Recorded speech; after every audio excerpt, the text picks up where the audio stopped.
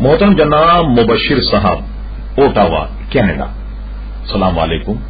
ہم آپ کے ممنون ہیں کہ آپ نے ہماری ویب سائٹ اہل سنت پر یاد فرمایا. آپ نے کہا کہ قصر نماز کیسے ادا کی جاتی. سب سے پہلے تو آپ کے ذہن میں یہ رہے کہ 57 میل سے کچھ زائد فاصلہ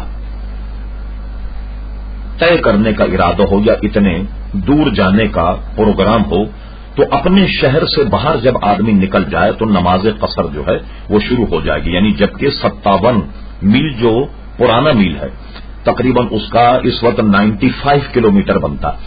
اتنی کہ اگر اس نے نیت کر لی سفر کی تو وہ آدمی جو ہے وہ قصر نماز ادا کرے گا. جب اپنی آبادی جو شہر کی ہو اس آبادی سے جب آدمی باہر چلا جائے کہ جس کو عرف میں آبادی یا شہر کا حدود کہتے ہیں، اس سے باہر جانے ہی سے قصر نماز اس کی شروع ہو جائے.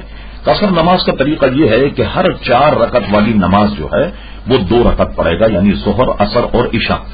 مغرب کی نماز اور فجر کی نماز میں قصر نہیں. یہ بات بھی آپ کے ذہن میں رہے. پھر اس کے بعد جہاں وہ منزل پر پہنچ جائے، جس منزل پر وہ پہنچے، اگر وہاں اس نے مسلسل 15 دن ٹھہرنے کی نیت کر لی، اب وہ مقیم ہو جائے گا. اب اس کو قصر نہیں پڑھنی چاہیے. ہاں، اگر اس نے 14 دن کی نیت کی، 14.5 دن کی نیت کی تو تب بھی وہ اس شہر میں قصر ہی پڑتا رہے گا. یا یوں بھی ہے کہ اس نے 15 دن کی نیت کی لیکن 2 شہروں میں رہنے کی نیت کی 15 دن میں، کہ 8 دن فلاں شہر میں اور 8 دن فلاں شہر میں رہوں گا، تو اب بھی وہ مسافری ہوگا اور قصر پڑے گا. یہ بات آپ کے ذہن میں رہے کہ مسافر اگر مقیم امام کے پیچھے نماز پڑھے تو مقیم امام کے پیچھے اسے نماز پوری ادا کرنی ہوگی.